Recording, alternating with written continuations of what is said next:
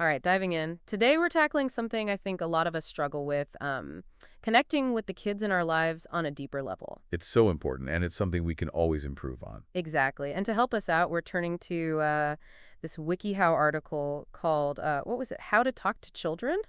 Had some really interesting points, actually. Yeah, it's packed with tips from experts. It's fascinating how much research has been done on this. Yeah, it really shows how important those everyday conversations are. Totally. So they start off by, talking about getting on a child's level, but like not just literally. They actually mean so much more than that. Right. It's more than just crouching down to their height. It's about meeting them where they're at, developmentally, emotionally, and interest-wise. Oh, that's a really good point, because a 5-year-old is going to be in a totally different headspace than a 10-year-old, right? Exactly. You have to understand their world, their perspective. Like, tuning into their frequency.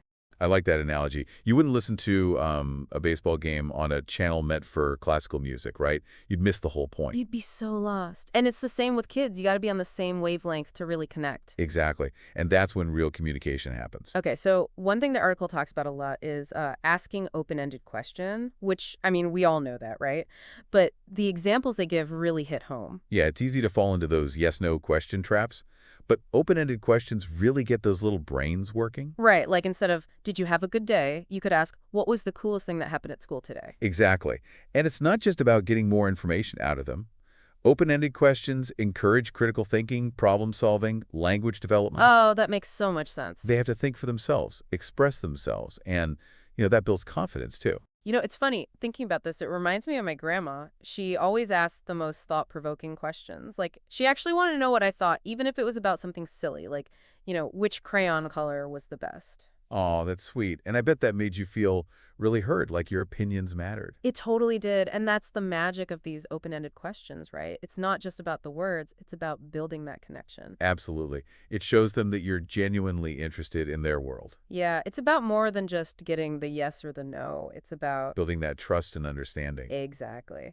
Okay, so the next thing the article gets into is active listening, which again, we all know we should do it. Right. but it's harder than it sounds sometimes. Oh, for sure. So what are some of the key takeaways about active listening that really stood out? Well, they highlight the importance of nonverbal cues, like making eye contact, smiling, nodding, things that show you're engaged. Right, and also reflecting back what the child is saying, so they know you're actually listening and processing, not just waiting for your turn to talk. Exactly. And this actually has a neurological basis. When a child feels heard and understood, it triggers the release of all these feel-good chemicals in their brain. Oh, wow. Really? Yeah, like dopamine and oxytocin. Huh, I had no idea. And these chemicals not only make them feel good, but they also strengthen the neural pathways associated with empathy, emotional regulations, social skills. So it's like building the foundation for healthy relationships throughout their life. wow, so it's like actually shaping their brains. In a way, yes. That's incredible. So we're not just, being nice by actively listening. We're actually helping them develop these essential skills. Exactly. It's an investment in their future. Okay, so we've talked about building those strong connections and making kids feel heard, but what about when things get a little tougher? Those conversations that parents and caregivers often dread having. Yeah, the tricky topics. Exactly. And the article actually dives into that, which I thought was really helpful. It does, and it breaks it down by age group, too. Toddlers, preschoolers, elementary school kids, preteens. It kind of gives you a roadmap for how to approach these conversations depending on where the child is developmentally. That's so smart. So what are some of the overarching themes or tips that they give for handling these tougher conversations? Well, one thing that really stood out to me was it's not about avoiding difficult subjects. It's about adjusting the level of details you provide. Meeting the child where they're at. Right. So it's not about shielding them from reality. It's about giving them information that they can actually understand and process. Exactly. And they really emphasize honesty, even with younger children. Like, if a preschooler asks where babies come from, it's okay to use accurate anatomical terms. Oh, wow. Okay. Yeah, you don't have to get into, the birds and the bees, but you can give them a simple, truthful explanation that's appropriate for their age. That makes sense. And it kind of sets the stage for those conversations later on, right? Right. It builds trust. It lets them know that they can come to you with any questions. So you're kind of laying the groundwork for those healthy conversations about bodies and relationships down the road. Exactly. Another thing they talk about, and this is so important, is using positive and encouraging language, no matter the topic. Okay, how so? It's about praising their curiosity, acknowledging that it's good to ask questions, and focusing on the behaviors you want to see. Like, if a child is struggling with sharing, instead of saying, "Don't be so greedy," you could say, "I love how you're trying to share your toys with your friend." Oh, that's a really good example. It's like shifting the focus from the negative to the positive. Exactly. It's about framing things in a way that builds them up rather than tearing them down. And those little tweaks in language can make a huge difference in a child's self-esteem and their willingness to keep those lines of communication open.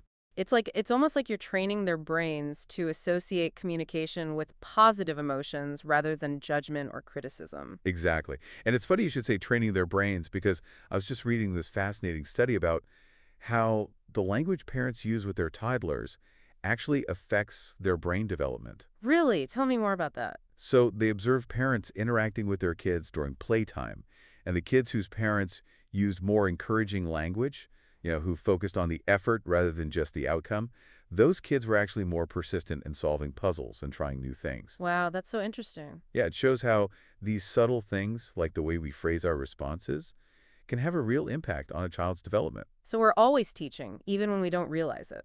Absolutely. And speaking of teaching, the last section of the article talks about actually teaching kids how to have good conversations. Oh, that's interesting, because I think we often assume that kids will just pick it up naturally, right? We do. But just like any skill, communication takes practice and guidance. The article highlights the importance of modeling good conversation skills in all our interactions, not just with kids. That's a good point. Like if we're constantly interrupting our partner or not really listening when our friends are talking, kids are going to pick up on that. They are like little sponges. So it's about walking the walk, not just talking the talk. It's about practicing what we preach, basically. Exactly. And it's not just about being polite. It's about teaching them the importance of empathy, respect, and truly understanding others. So it's about setting a good example, showing them how it's done. Right. But the article also talks about, actually giving kids specific phrases they can use. Oh, that's a good point, because sometimes they just don't know where to start, right? Exactly, especially if they're shy or, a little hesitant in social situations. Yeah, and it can be so empowering for them to have those words. It is. It gives them that little boost of confidence. Like even simple things like, "Hi, my name is," or "Can I play too?" Yeah, those are classic, but they work. They break the ice. They do. And it takes away that fear of not knowing what to say. Right. So they can actually focus on connecting with the other person. Exactly. And of course, gentle reminders and redirection are key too. We're not expecting them to be perfect conversationalists overnight. Oh, no, definitely not. But we can nudge them in the right direction. Yeah. Like if they interrupt, we can gently point it out. Right. Or if they use hurtful words, we can encourage them to try rephrasing it. So it's about finding that balance between giving them the tools and also letting them, learn and grow. Absolutely. And it's about celebrating those little victories along the way, like when they do remember to take turns or listen attentively. We want to acknowledge that. Oh, definitely. Positive reinforcement is so powerful. It is. It makes them feel good, and it encourages them to keep practicing.